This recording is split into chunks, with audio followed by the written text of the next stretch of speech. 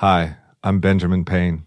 At the K-12 Education Office at Hillsdale College, we support school founding groups and their efforts to start classical schools across the country.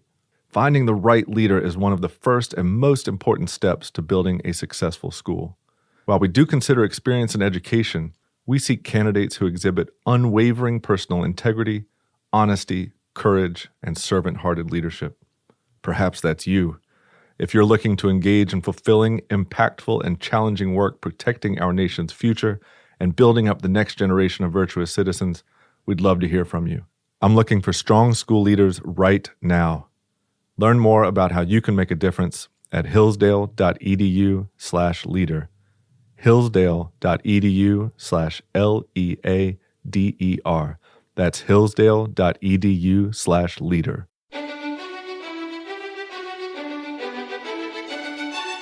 Welcome to the Hillsdale College K-12 Classical Education Podcast, bringing you insight into classical education and its unique emphasis on human virtue and moral character, responsible citizenship, content-rich curricula, and teacher-led classrooms. Now your host, Scott Bertram. We continue a series of episodes from presentations delivered at Hoogland Center for Teacher Excellence seminars.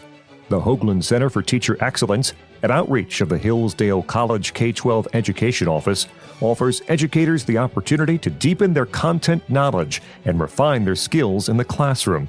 These one-day conferences are hosted during the academic year in cities across the nation and feature presentations by Hillsdale College faculty, K-12 office staff, and leaders in the Hillsdale network of member schools. There is no cost to attend, and attendees may earn professional development credits. Currently, the Hoogland Center is hosting a series exploring the art of teaching a variety of subjects. To learn more about upcoming events, visit our website, k12.hillsdale.edu. I'm delighted to be here with you all, to see you all, especially as you did come through the rain when I got up this morning. It seemed like it was midnight. There was no light coming through the window at all. So it's a sign of true devotion to your vocations as teachers to come through the rain and the wet on a Friday to hear about children's literature. I'm really, really pleased to be here with you all.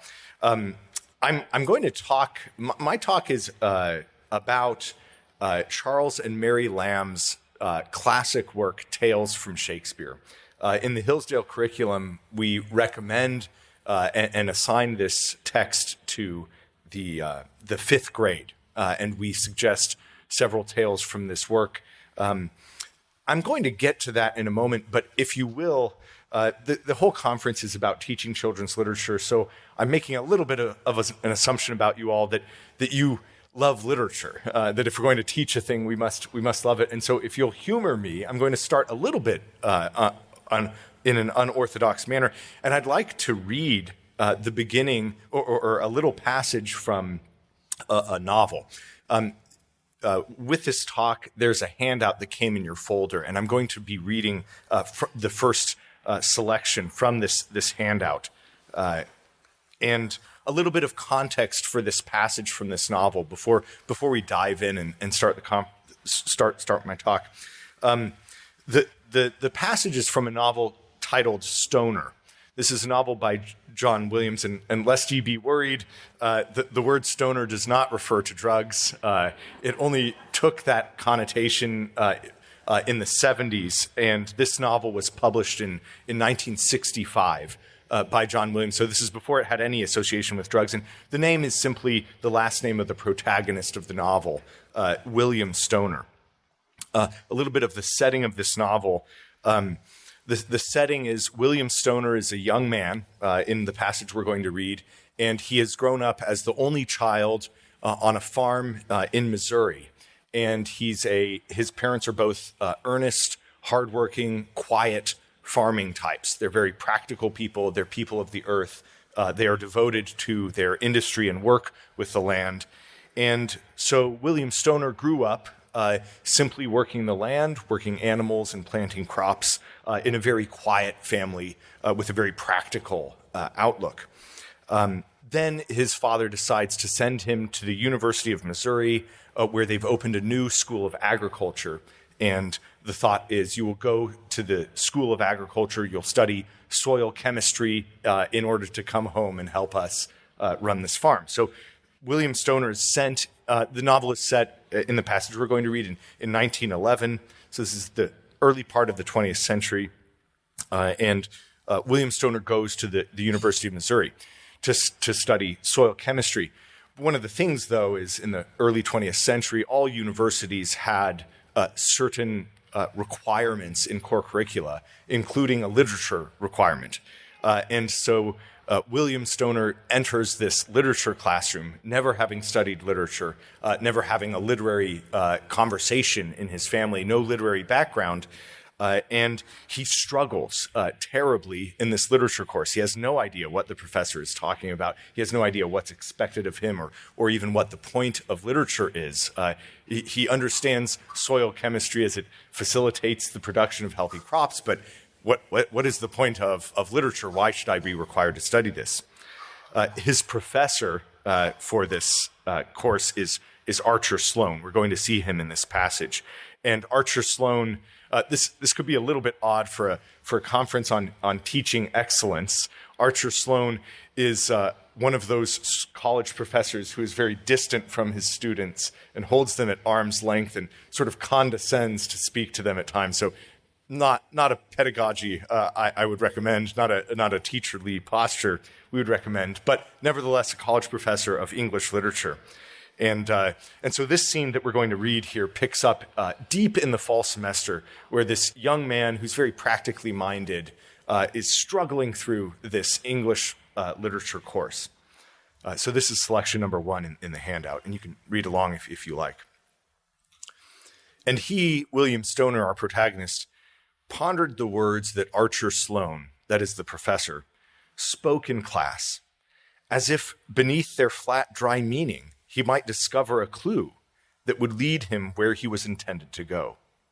He hunched forward over the desktop of the chair, too small to hold him comfortably, grasping the edges of the desktop so tightly that his knuckles showed white against his brown, hard skin.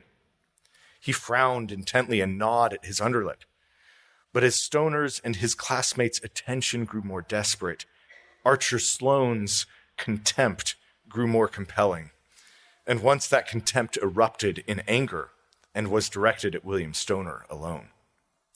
The class had read 2 plays by Shakespeare and was ending the week with a study of the sonnets. The students were edgy and puzzled, half frightened at the tension growing between themselves and the slouching figure that regarded them from behind the lectern. Sloane had read aloud to them the 73rd sonnet. His eyes roved around the room and his lips tightened in a humorless smile. "What does this sonnet mean?" he asked abruptly and paused, his eyes searching the room with a grim and almost pleased hopelessness. "Mr. Wilbur?" There was no answer. "Mr. Schmidt?" Someone coughed. Sloane turned his dark, bright eyes upon Stoner. "Mr. Stoner, what does this sonnet mean?" Stoner swallowed and tried to open his mouth. "It is a sonnet, Mr. Stoner," Sloane said dryly. "A poetical composition of 14 lines, with a certain pattern I am sure you have memorized. It is written in the English language, which I believe you have been speaking for some years. Its author is William Shakespeare, a poet who is dead, but who nevertheless occupies a position of some importance in the minds of a few." He looked at Stoner for a moment more, and then his eyes went blank as they fixed unseeingly beyond the class. Without looking at his book, he spoke the poem again, and his voice deepened and softened, as if the words and sounds and rhythms had, for a moment, become himself. "That time of year thou mayest in me behold, when yellow leaves, or none, or few do hang, upon those boughs which shake against the cold, bear ruined choirs, where late the sweet birds sang. In me thou seest the twilight of such day, as after sunset fadeth in the west, which by and by black night doth take away, death's second self, that seals up all in rest. In me thou seest the glowing of such fire, that on the ashes of his youth doth lie, as the deathbed whereon it must expire, consumed with that which it was nourished by. This thou perceivest, which makes thy love more strong, to love that well which thou must leave ere long. In a moment of silence, someone cleared his throat. Sloane repeated the lines, his voice becoming flat, his own again. This thou perceivest, which makes thy love more strong, to love that well which thou must leave ere long. Sloane's eyes came back to William Stoner, and he said dryly, Mr. Shakespeare speaks to you across 300 years, Mr. Stoner. Do you hear him? William Stoner realized that for several moments he had been holding his breath. He expelled it gently, minutely aware of his clothing moving upon his body as his breath went out of his lungs. He looked away from Sloane about the room. Light slanted from the windows and settled upon the faces of his fellow students, so that the illumination seemed to come from within them and go out against a dimness. A student blinked, and a thin shadow fell upon a cheek whose down had caught the sunlight. Stoner became aware that his fingers were unclenching their hard grip upon his desktop. He turned his hands about under his gaze, marveling at their brownness, at the intricate way that the nails fit into his blunt finger ends. He thought he could feel the blood flowing invisibly through tiny veins and arteries, throbbing delicately and precariously from his fingertips through his body. Sloane was speaking again. What does he say to you, Mr. Stoner? What does this sonnet mean? Stoner's eyes lifted slowly and reluctantly. It means, he said, and with a small movement raised his hands up toward the air. He felt his eyes glaze over as they sought the figure of Archer Sloane. It means, he said again, and could not finish what he had begun to say. Sloane looked at him curiously. Then he nodded abruptly and said, "Class is dismissed." Without looking at anyone, he turned and walked out of the room. William Stoner was hardly aware of the students about him who rose, grumbling and muttering, from their seats and shuffled out of the room. For several minutes after they left, he sat unmoving, staring out before him at the narrow planked flooring that had been worn bare of varnish by the restless feet of students he would never see or know. He slid his own feet across the floor, hearing the dry rasp of wood on his soles and feeling the roughness through the leather. Then he too got up and went slowly out of the room. The thin chill of the late fall day cut through his clothing. He looked around him at the bare, gnarled branches of the trees that curled and twisted against the pale sky. Students hurrying across the campus to their classes brushed against him, and he heard the mutter of their voices and the click of their heels upon the stone paths, and saw their faces, flushed by the cold, bent downward against a slight breeze. He looked at them curiously, as if he had not seen them before, and felt very distant from them, and very close to them. He held the feeling to him as he hurried to his next class, and held it through the lecture by his professor in soil chemistry, against the droning voice that recited things to be written in notebooks and remembered by a process of drudgery that was even now becoming unfamiliar to him. As the novel continues, William Stoner goes on, when registration occurs for the next semester, to register in a course of philosophy and a course of history and 2 more courses of literature. Eventually in the novel, he goes on to become a literature professor. What we get here is the awakening of an imagination, the awakening of a mind, the awakening of a soul here. Dead to these things, not aware of them, Stoner, hearing this sonnet of Shakespeare recited to him, suddenly finds the whole world changed. Familiar things, like his fingers and his hands, become unfamiliar and a thing to be wondered at. And unfamiliar things suddenly become apparent to him. He can see the trees, the other students in a whole new light. Amazingly, in this novel, and I think appropriately, all of this occurs despite the teacher not using, in my opinion, a particularly effective pedagogy, being a somewhat harsh and distant teacher. Nevertheless, the novel presents this initial encounter with Shakespeare as one awakening wonder. What I'd like to doubly stress here is that it's an awakening of wonder and then eventually a love of literature that occurs in William Stoner despite the teacher's knowledge of what he has done. Archer Sloane finishes reciting the sonnet, quizzes the students, and leaves. He doesn't know the seed that he planted in the student that eventually blossoms into a whole life devoted to the study of Renaissance literature that occurs in the novel. With Shakespeare, all sorts of seeds can be planted, and many will only bloom much, much later, long after the teacher who planted the seed is gone.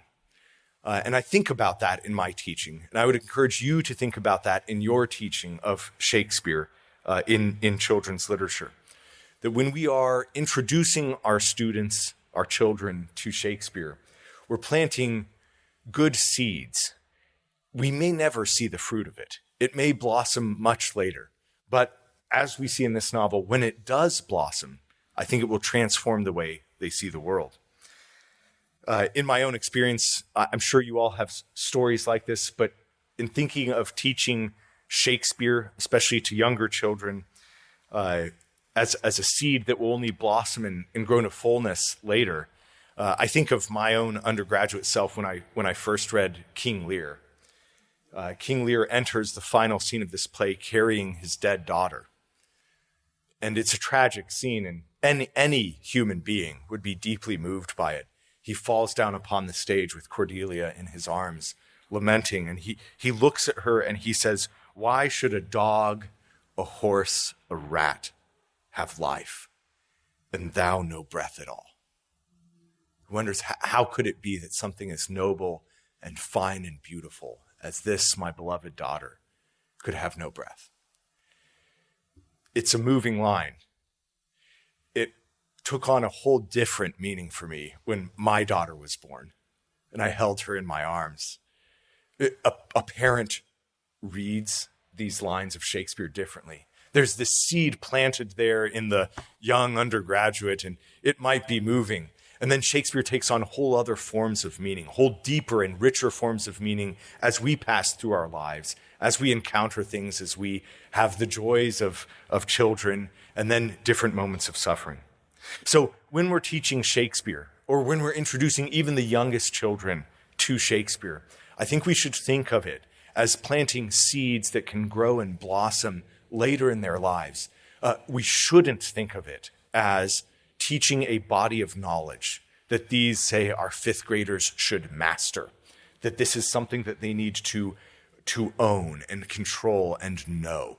That's really not my concern. When I'm dealing with children's literature, when I'm introducing them to Shakespeare, I'm thinking of it more as a sowing of seeds that will grow and blossom and come to fruit much later.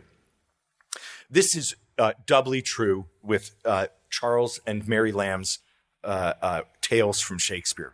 This is a classic work. As I said, in the Hillsdale K-12 curriculum, we assign it to the fifth grade. We recommend that it be taught to fifth graders.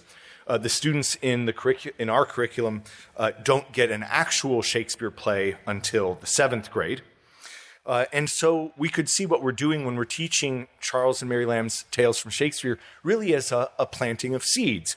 This is preparatory. This is propedeutic to finally their actual encounter with Shakespeare's language, with Shakespeare's sonnets, with his plays. This leads me to an important point about this text. I actually brought a copy of it. So if you're not familiar with Charles and Mary Lamb's Tales from Shakespeare, here it is. It was published, as I said, first in 1807. It's never been out of print. It's been in print now for more than 200 years. It was instantly popular, and it's a classic now, undeniably. But I do want to stress this point, recognizing its classic greatness, that Tales from Shakespeare, as far as I'm concerned, is really actually a means to an end, not an end in itself. So if we're teaching this, we should keep in mind that this is a means to an end, not an end in itself. Which is to say that when I'm teaching Tales from Shakespeare to fifth graders, I'm doing it with the idea that I'm preparing them for the encounter with Shakespeare himself. That this is preparatory to this thing that, and maybe if I'm a fifth grade teacher, I'll never see that seventh grade encounter with the plays themselves, and I'm okay with that. What I'm doing is trying to plant the seeds that will grow when they encounter Shakespeare. Charles and Mary Lamb, they take Shakespeare's plays and they rewrite them in prose narrative. These are condensed, abridged prose tellings of the stories of Shakespeare. And this actually is interesting because it leads to a funny question, which helps us understand how we should approach this literature, which is that what's emphasized in Charles and Mary Lamb are the tales. That is, the stories. What is the story of Hamlet? What is the story of A Midsummer Night's Dream? What is the story of Othello or King Lear? And the funny thing to acknowledge as something of a Shakespeare scholar is that the stories in Shakespeare are actually some of the least original aspects of Shakespeare's work. Only 2 of Shakespeare's 39 plays did Shakespeare create the plot, the story himself. Shakespeare was a great accumulator of stories from others. So Tales from Shakespeare looks at the stories Shakespeare tells, and yet the stories that Shakespeare tells the plots are actually mostly taken from other people, Boccaccio, Petrarch, all sorts of different figures. Which is to say that, again, we should regard Tales from Shakespeare as a means to an end rather than an end in itself. The reason we still read and study and love Shakespeare today isn't simply that these stories are so superior to all other stories. They were told before Shakespeare told them. Shakespeare just adopted them. The reason Shakespeare is so great is because of how he unfolds the story and how and why the characters within his stories participate in the action.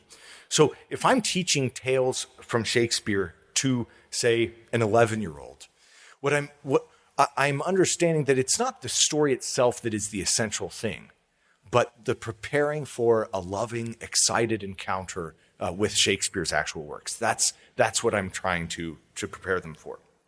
So in teaching Tales from Shakespeare, which I recommend to you, if you're not familiar with this volume, I commend it to you. Peruse it. It's worth your time. It's delightful in all sorts of ways. But in teaching Tales from Shakespeare, we have a couple of goals. The first, as I've already made clear, is to introduce students to Shakespeare, but to do it in a way that excites them and makes them look forward to their later full encounters with Shakespeare's works, rather than simply think they've mastered the story. So, well, I know Hamlet now. Right? That's not what we're trying to do when we're teaching this. Instead, it's an introduction to something that ideally we're trying to excite interest in. Secondly, we're trying to foster imaginative engagement with these sometimes wild stories. And then third, I think, finally, is that we're trying to foster intelligent engagement with the literature, engagement that consists of both discussion with the teacher and classmates or siblings, and then also in writing, engagement with this literature in terms of writing. These are my 3 ends when I'm teaching the Lamb's Tales from Shakespeare. How do we do this? I have several practical points that I'll make, and I'll leave those to the end of my talk. Before I do that, I'd like to talk a little bit about the origins of this book, where it comes from, why we have it, why it was written in 1807, and then I'll talk about some of the ways I think we can effectively use it in our classroom. So the history of the book, published in 1807, as I said, Charles and Mary Lamb were not married. In fact, they were siblings. And Mary Lamb lived unmarried, and she lived with her brother, Charles Lamb, for most of her life, for essentially her whole life. Both of them were very well educated. Both of them were very well connected, especially Charles Lamb, who, when he went off to school, he became fast friends with Samuel Taylor Coleridge, one of the great Romantic poets. And through his friendship with Coleridge, he became connected with some of the most learned and influential of the Romantics in England at the time, and introduced his sister to all of them. So later, when Charles and Mary Lamb lived in London at the end of the 18th century, beginning of the 19th century, they were at the center of a literary circle. In fact, at their house, they would hold literary salons that would include Coleridge, William Wordsworth, Dorothy Wordsworth, his sister, William Godwin, William Blake. All of these towering figures of English Romanticism were intimate friends, living room companions of Charles and Mary Lamb. So this book comes from an excellent pedigree, right? The heights of English-British Romanticism, except there's a dark side, which is that in 1796, so just a decade before this book was published, Mary Lamb, the author, actually murdered her mother, no joke, murdered her mother with a kitchen knife in a fit of madness. And it was her brother, Charles, who actually took the knife from his sister, disarmed her. It's a terrible episode of madness in her life. And in fact, she was not convicted of the murder by the English courts at the time. In a sort of surprising fashion, she was not convicted because at that time, insanity was not a recognized plea. You couldn't plead insanity in any form. And yet the courts saw her and that she was mad and excused her, didn't convict her to prison, instead gave her over to her brother to take care of her. And so she spent the rest of her life in and out of asylums and being cared for by her brother. Her brother also suffered terrible bouts of insanity, and then later, as he got older, he struggled with dementia as well. So this book actually has a funny pedigree, right? The sort of perfection and towering tops of English Romanticism, and then we might also think the figures who wrote this saw horrors. And what exactly am I giving or reading to my 11-year-olds, to my fifth grader? It has a funny background, and I think we should recognize that. I'll come back to this and why I actually think this is important a little bit later in this talk. So why was this book written? In fact, in England at the turn of the century, from the movement from the 18th to 19th century, there was a great public debate about children's literature. In fact, in a certain respect, the idea of juvenile literature, of children's literature itself was a somewhat novel concept. People didn't really talk about children's literature during the Renaissance, during the 17th century. This wasn't really something people thought about. There was simply literature. But in the 18th century, we see a growing rise in the writing and production and genre of literature, particularly intended for children. And then, of course, with that rise comes a debate, what constitutes good children's literature? So in England in 1802, an organization was started called the Society for the Suppression of Vice. And these folks were deeply worried that literature, as it's being given to our children, is planting seeds of vice in our children, and that literature is corrupting their imaginations and causing all sorts of problems, leading our children astray, poisoning their ideas and their imaginations. They thought that many children's books in England at the time were deeply immoral. Figures of this movement for the Society for the Suppression of Vice were, and I suspect you won't recognize any of these names, not like Coleridge, Wordsworth, or Blake. Figures in this movement were Sarah Trimmer, Richard Lovell Edgeworth, John Aiken, and his sister, Anna Letizia Barbald. They set out to write a new form of children's literature that was highly didactic and highly moralized, so that every story was going to teach good, clean, nice moral lessons to our children, and in a very obvious moral lesson-y way. They were very, very worried about things that we might plant in children's imaginations that aren't obviously intimately, directly connected to good, proper Victorian notions of virtue. Victorian is a little bit of an anachronism, but 19th century British virtue. So, for instance, things like fairies, things like witches, things like adventure that goes abroad, things like mysterious monsters or dark woods. All of these were viewed as actually corrupting the imaginations and the notions of children. We need nice, clean, didactic, moral tales to give to our children to cultivate virtue and suppress vice. So the objective for this group was practical morality.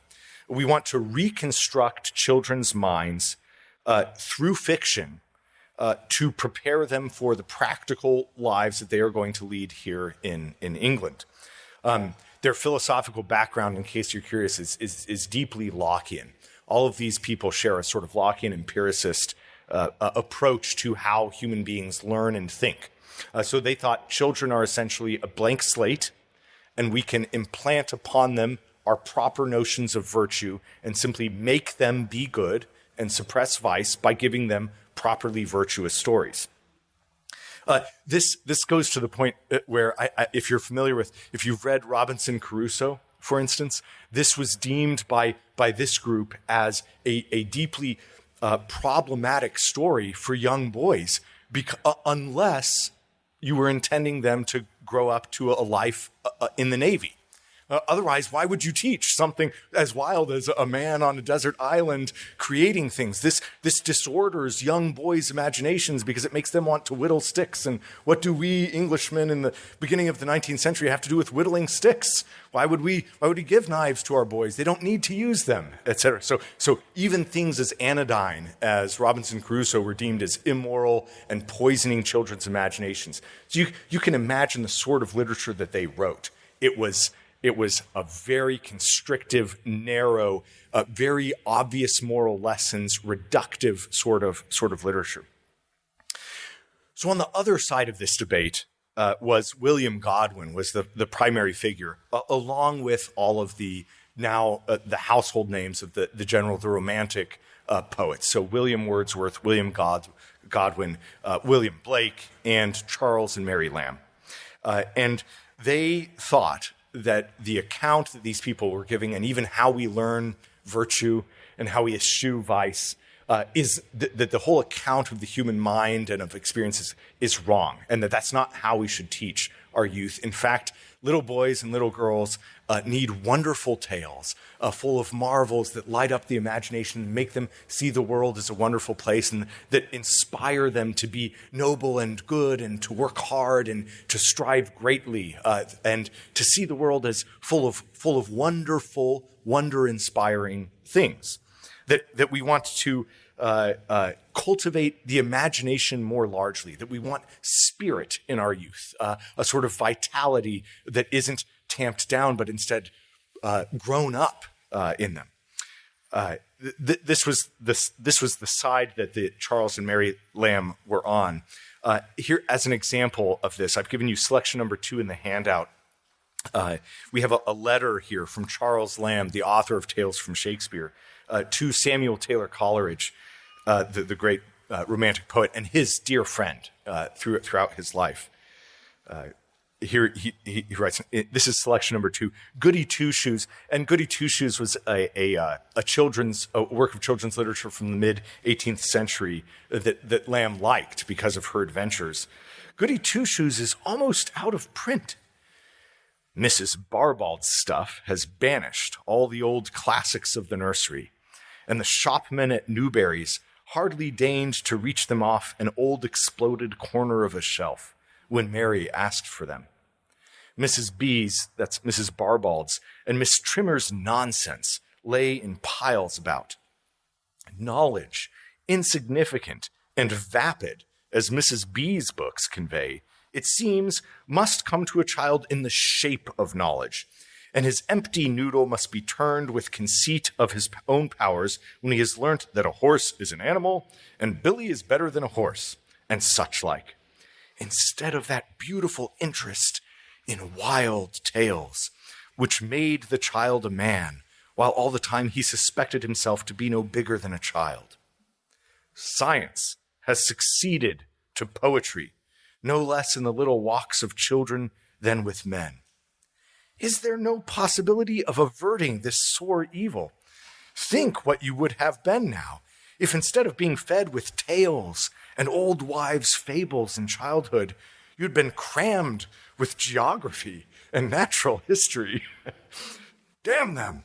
I mean the cursed Barbauld crew, those blights and blasts of all that is human in man and child. So that's the author of our book. You can see his deeply passionate conviction here. And to be fair to Charles and Mary Lamb and the Romantics in general, it's not that they were against geography or natural history or the sciences per se. It's that they objected to the reduction of human education as the imparting of knowledge that we dominate and master and then use in our lives. They thought there's this whole other side of human experience, the imaginative engagement with the world that we should foster and that we can shape, and that it's actually important to a healthy moral conscience. So, William Godwin says we need to respond to those in the Society for the Suppression of Vice, and he starts this series of publications, and he asks Charles and Mary Lamb to contribute something. And so Tales from Shakespeare is their contribution to this. As you can imagine, from what you know of Shakespeare, the folks in the Society for the Suppression of Vice did not approve of Shakespeare. Right? Shakespeare has Macbeth. Macbeth has witches. Macbeth has a bad king who murders. Right? All of these things we shouldn't be telling our children in their view. We have things like A Midsummer Night's Dream, which was viewed as a terrible corruption of children's imaginations because we have fairies running around and a man's head turned into a donkey's head. How could we do this to our children? How could we let them imagine such wild things? So Charles and Mary Lamb say they precisely should imagine such wild things. And in fact, wild tales and old wives' tales are healthy and they contribute to a good and rounded individual. So Charles and Mary Lamb write Tales from Shakespeare in an effort to respond to the movement of the Society for the Suppression of Vice. This book then emerges from this debate about what children's literature should be, trying to foster a wilder sort of children's literature. Now, I think this background is helpful, and for me as a teacher, even when dealing this with my children, I have 6 children. We're homeschooling them, so this is very personal. I'm working with my children as we're doing this. It's helpful for me to know the background of this book when I bring it to my children, and when in thinking in terms of education, because it's a funny book for us now, 200 years later, to read back on. We can recognize historically it emerges as a blow struck against overly morally didactic ends in literary instruction. And yet to us, they do have morally didactic ends. You can see this in selection number 3 in the handout. This is taken from the preface that Charles and Mary Lamb wrote to this. So it's in the preface here. What these tales shall have been to the young readers, that and much more, it is the writer's wish that the true plays of Shakespeare may prove to them in older years. Note here that even they're admitting this is preparatory to the actual encounter with Shakespeare's plays. So this is not the end in itself. It's supposed to be preparing our students for the wonderful encounter with Shakespeare's actual works. It's much more the writer's wish that the true plays of Shakespeare may prove to them in older years, enrichers of the fancy, strengtheners of virtue, a withdrawing from all selfish and mercenary thoughts, a lesson of all sweet and honorable thoughts and actions, to teach courtesy, benignity, generosity, humanity. For of examples, teaching these virtues, his pages are full. So even Charles and Mary Lamb, though they're responding to what they saw as a reductive moral didacticism in children's literature, yet they still saw, turning to Shakespeare, Shakespeare is a great teacher of virtue and of the human good and of how to behave. His pages are full of this. So the didactic and cultivation of virtue and education of virtue is still part of their end, though they're disagreeing about how we get to that end. In the time I have left, I want to address a few of the strengths and weaknesses of this work in teaching children's literature, and how we might use it in our classroom. Okay, we've got the background where it comes from, but what's it actually like, and how might we make use of this in our classroom, especially if it's not an end in itself, but really preparatory to the study and reading of Shakespeare. And if I say weaknesses of this work, I might correct that and say not just the weaknesses, but maybe just the difficulties we encounter today as teachers. If you've taught this to your children, especially at the 5th grade level, you know there are certain struggles. So one of the first struggles with this work has to do with the language. And this is also, Eric was joking, when we're talking about children's literature, we're going to start off with Shakespeare. Well, this is one of the first things we think about as teachers, right? One of the struggles we have in teaching Shakespeare is the language. It's quite dated. Charles and Mary Lamb write in their introduction to this work that Shakespeare's words are used whenever it seemed possible to bring them in. So they tried to hew closely to Shakespeare's language. And this, for us, means that there's a serious gap between the vocabulary that the Lambs use and what, say, the typical American 5th grader speaks. Just the vocabulary that our typical 5th grader, a 10-year-old, possesses is going to be seriously below this. And so this presents a challenge. Here's an example. Passage number 4 in the handout. This is taken from Charles and Mary. So this is an excerpt from the work, and this is their telling of A Midsummer Night's Dream, right at the beginning. There was a law in the city of Athens which gave to its citizens the power of compelling their daughters to marry whomsoever they pleased. For upon a daughter's refusing to marry the man her father had chosen to be her husband, the father was empowered by this law to cause her to be put to death. But as fathers do not often desire the death of their own daughters, even though they do happen to prove a little refractory, this law was seldom or never put in execution, though perhaps the young ladies of that city were not unfrequently threatened by their parents with the terrors of it. Which is just wild stuff in the first place. Just reading that to a 5th grader, I'm just thinking of my son's mind exploding. Like, what? Again, this is actually good. It's preparatory. It should be exciting our youth to their later encounter with Shakespeare. What is this? This is a comedy? What is this wild thing? Okay, good. But that word refractory is not in a normal 5th graders, American 5th graders vocabulary.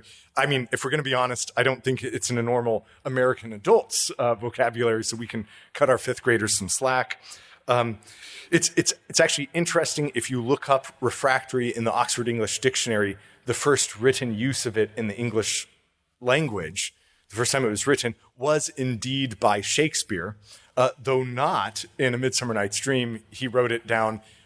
He used it in his play Troilus and Cressida, where Hector speaks the words raging appetites that are most disobedient and refractory. Okay, good. So Shakespeare did, in fact, use this word, but he only used the word once. So it's a difficult word. The Lambs use it. And so we might acknowledge that despite the Lambs' stated goal of hewing to Shakespeare's language, we could consider even the language that we find in Tales from Shakespeare a little bit less Shakespeare's language and more good 19th century, early 19th century British language, which is very foreign to us. So, regardless, if I'm teaching this to my students in a classroom, what does this mean? We have to look this up. We have to stop at that word and we have to look it up. And we're going to turn, and if they have a good dictionary, they'll find refractory means something, it will be defined roughly as resisting control or authority. Now, for teachers, something like this is difficult. It presents a difficulty. It slows down our study of literature, our digestion of the stories, and I want to acknowledge that difficulty. So even as I talk about teaching this, say, to fifth graders, we have to come in knowing it presents certain difficulties. At the same time, I regard a difficulty such as the difficulty of language and the fact that we have to pause and look things up actually as an opportunity as well.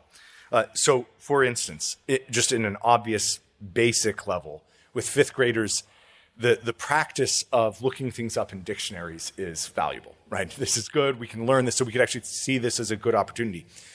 On a deeper level, and for me, this is quite important as a college literature professor, I don't just want my students capable of looking up words in dictionaries, but on a deeper level, good, advanced, accurate reading of great literature requires that we slow down and attend to the particular words that these great authors use and think about them. Think about the very particular words. And we don't just read for plots or for the tale, but that in fact we do attend to the language, the way in which the plot unfolds, the way in which the characters speak. So with my students, even on the college level, teaching Shakespeare to them, I'm always asking them, why this word? And why this word here? And that gets us to close reading, to careful study of the poets, of the author's language. So actually, I regard the difficulty of the language in Lamb's Tales from Shakespeare as an advantage, an opportunity to begin us teaching even fifth graders good habits in their approach to great literature, which is that we slow down a little bit and we really attend to the very words that these great authors use. I think we can actually cultivate excellent habits and approaches to literature, which is a little bit more attentive, a little bit more careful. Good. Another thing, I've done this with students. I think this is very valuable. Just a quick recommendation is that actually if I was teaching Tales from Shakespeare to fifth graders for several weeks, I would actually start with a word journal. So every word that we have to stop and look up, I might put it in a journal. So just on a very practical level, the students can realize, oh my goodness, I encountered this many new words. And it can be quite valuable to cultivate and produce something on their own part, to have them writing this out. Good. Okay. So the language is one problem in Tales from Shakespeare, or if not a problem, a difficulty, something we have to acknowledge. A second problem or difficulty that we have to acknowledge with Tales from Shakespeare is that these are abridgments. The Tales from Shakespeare are maybe 10, 15 pages long, and they're abridgment of all of Hamlet, all of King Lear, right? So we've really, really compressed things. Furthermore, there are omissions that you should be aware of in Tales from Shakespeare. For instance, the Lambs left out all of Shakespeare's Roman plays. Shakespeare wrote 4 different Roman plays. They leave all of them out.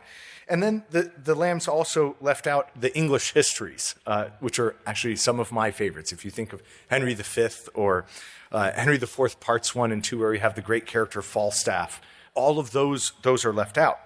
Even more interestingly, in the omissions and abridgments in this work, Charles and Mary Lamb leave out, they cut and excise almost all of Shakespeare's low characters. They cut out and excise almost all of Shakespeare's, what we today would call the low comedy. All of the verbal sparring and witty exchanges, the Lambs actually suppress that in favor of simply telling the story in prose narrative. So you might think of Bottom in A Midsummer Night's Dream, for instance, who has his head turned into a donkey's head, just a beautiful and delightful character in that play. in Charles and Mary Lamb's retelling of A Midsummer Night's Dream, he's reduced to just the merest blip in the story, just where he's necessary for his relationship with Titania, the Queen of the Fairies. So their abridgment and reductions and omissions I consider serious and something we should be aware of. It's actually, and the fact that they tend to be serious rather than comical. They cut out the comedy, the jokes, I think also serious. I was reading a letter Charles Lamb wrote to Coleridge, I think it was, about his sister Mary. When she was 51 years old, she made a play on words. And in all seriousness, Charles wrote, my sister made this play on words, and I think this is the first joke she's ever cracked in her life. Okay, this tells you something about the author of this book. So this book can be very valuable to us, but it won't bring through Shakespeare's wonderful humor. That is not something that it will bring to our students. Okay, so this is a difficulty. These omissions and abridgments are a difficulty, a problem with this text. And yet I still see this, just like the language, as also an opportunity. The opportunity is here to lead our students to the actual text. So if I was, and again, I'm thinking about maybe a fifth grader, maybe a fourth grader, maybe a seventh grader, but with a child, to first read A Midsummer Night's Dream with them, Charles and Mary Lamb's account, so that the child has the general story arc. The child understands the general context and the general movements of the story. But then to use the abridgment as a way to make the child excited about getting to actual Shakespeare, I might then provide the child with a scene, with something that was left out in the abridgment. So I might give them some really funny little exchange between Bottom and his mates as they're trying to work up this play. And just maybe a couple of pages of Shakespeare. Real Shakespeare is very difficult for a fifth grader. But if they've got the general plot from the Lambs, and then they see that there's more in Shakespeare. In fact, the abridgment for me is serving my ends of exciting the appetite for Shakespeare and exciting the interest so that my fifth grader can't wait for seventh grade when I'm actually going to read A Midsummer Night's Dream. So that I've awoken wonder and I've aroused the appetite to read this thing. So I think the abridgment actually can be quite helpful if then I use it as a way of bringing maybe just a page or two of a delightful scene of Shakespeare to our children. Another example that I was thinking of is they retell Romeo and Juliet, for instance. But of course, they're interested in the story arc. And so there's this great speech in Act 1, Scene 4 of Romeo and Juliet by Mercutio, who talks about, he talks about Queen Mab, this little fairy queen who flies around in a walnut chariot, and she inspires dreams in people. And it's a wonderful, she's drawn by insects, and she has little flowers, and it's a lovely monologue. It's just gorgeous poetry. Well, of course, the Lambs leave that out because it's not essential for the plot, right? So that abridgment actually serves me well because my children will understand the general plot, but then I'll just give them this one speech, Mercutio and Queen Mab, and spend a day just reading through this speech with my children. And they'll be like, is the whole play like this? And is there more like this? Yes, we'll get to it eventually. As you get older, we'll read more and more Shakespeare. And so the abridgment actually serves me well. It helps me awaken wonder and excitement about encounter with Shakespeare later.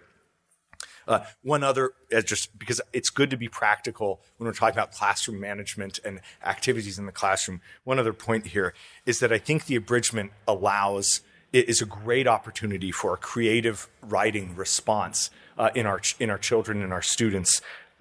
Tell the students that the tale that you just read to them, that we just studied together, is an abridgment, and then ask them to imagine or guess what was left out. Go write a paragraph of some part of the story that was left out. If this is an abridgment, what do you think they cut out? And then all of my students can go write it, and then we can share those and maybe choose the one that we think is best and polish that up as our addition to, right? A creative, imaginative, lively response to Shakespeare's works. I think exciting that is good.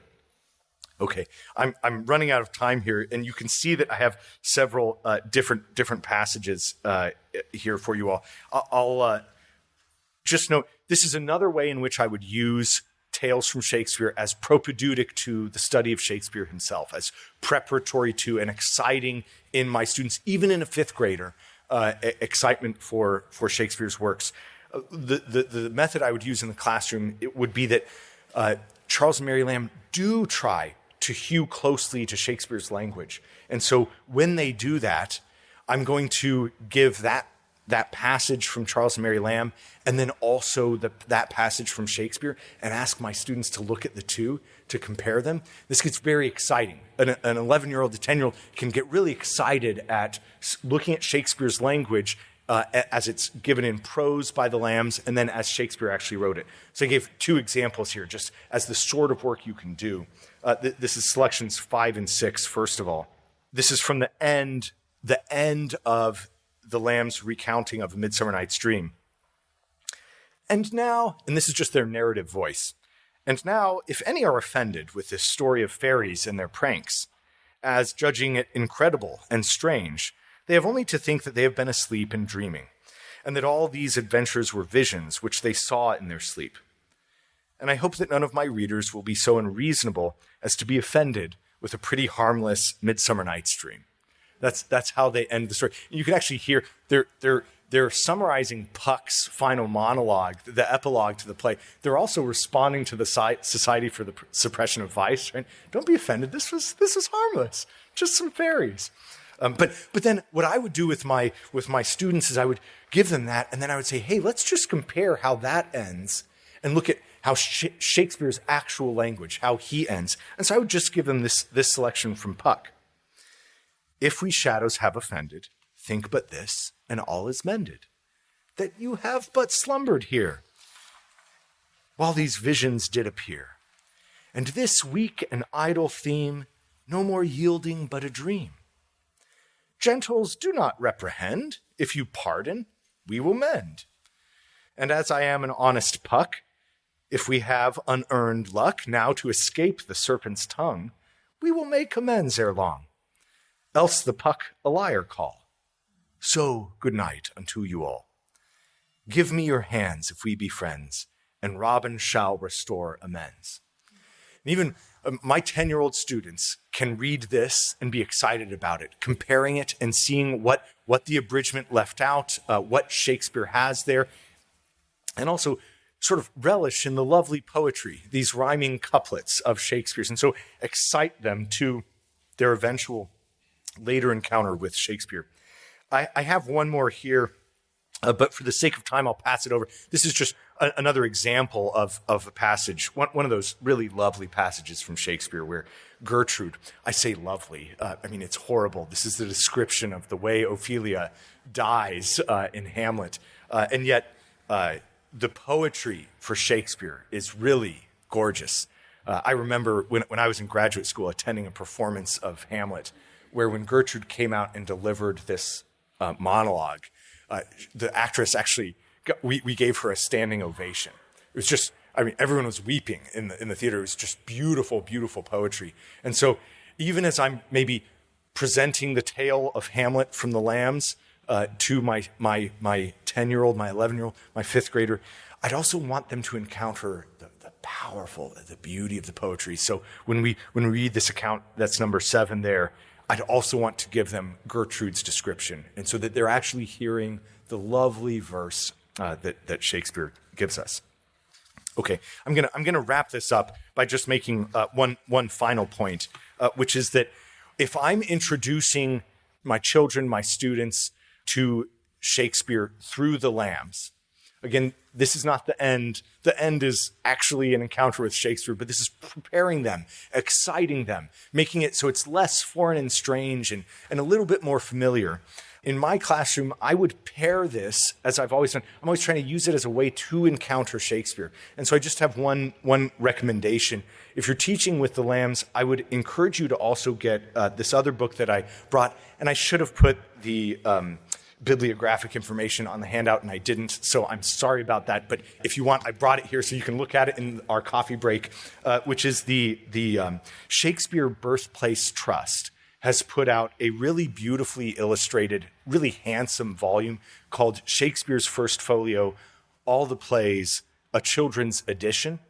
And this edition I would use as a complement to the Lambs.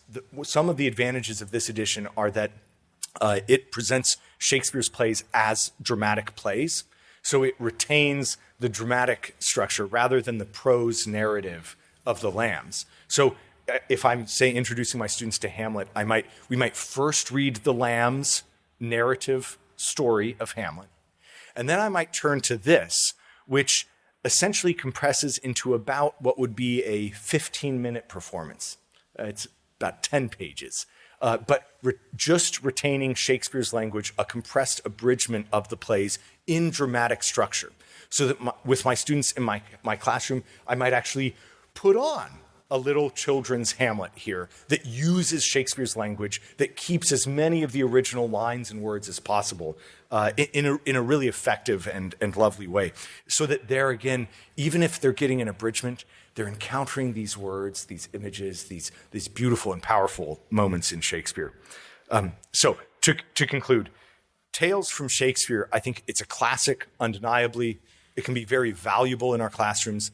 I also consider it imperfect, and I want to retain it as a good teacher. I want to keep my ends in sight, which is that I'm using this as preparatory. I'm planting seeds so that then when they do come to read A Midsummer Night's Dream or Hamlet, it's just a wonderful moment, a moment of inspiration, not of something they've already mastered and of drudgery or work.